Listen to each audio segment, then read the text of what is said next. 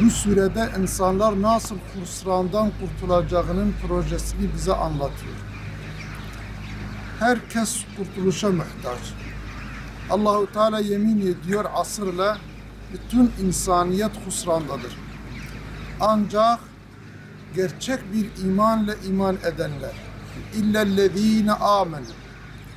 İnsan gerçek mahiyette Rabbini tanımadığı müddetçe, Allahu Teala bize gönderdiği peygamberi yeterince tanımadığımız müddetçe, bize gönderdiği din yeterince tanımadığımız müddetçe biz husrandan kurtulamayız.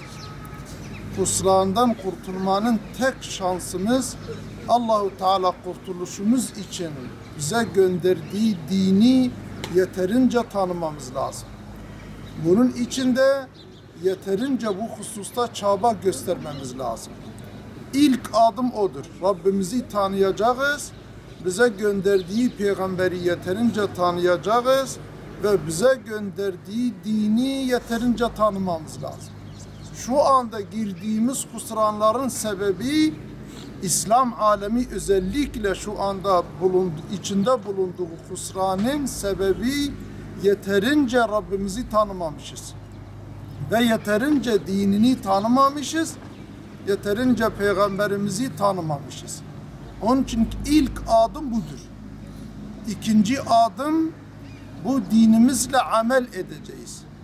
Biz dinimizle amel etmediğimiz müddetçe husrandan kurtulamayız.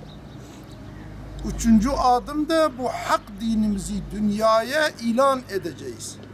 Sadece aramızda değil, dünyaya ilan etmemiz lazım.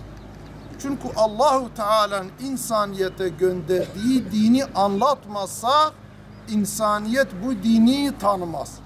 Tanımadığı için de işte diğer ideolojiler, diğer felsefeler, diğer rejimler peşinde gidiyorlar, koşuyorlar. O açıdan insaniyet husrandan husrana yuvarlanıp gidiyorlar. Bunun dördüncü adımı da biz sabırla bu işi sürdüreceğiz. Yorulmayacağız. İnsan buluğa erdiği vakit artık bu dinin davetçisidir, bu davanın yolcusudur, bu yolun yolcusudur ve insaniyeti kurtarabilmemiz için sabırla bu işi sürdürmemiz lazım son nefesimize kadar. Allah'a emanet.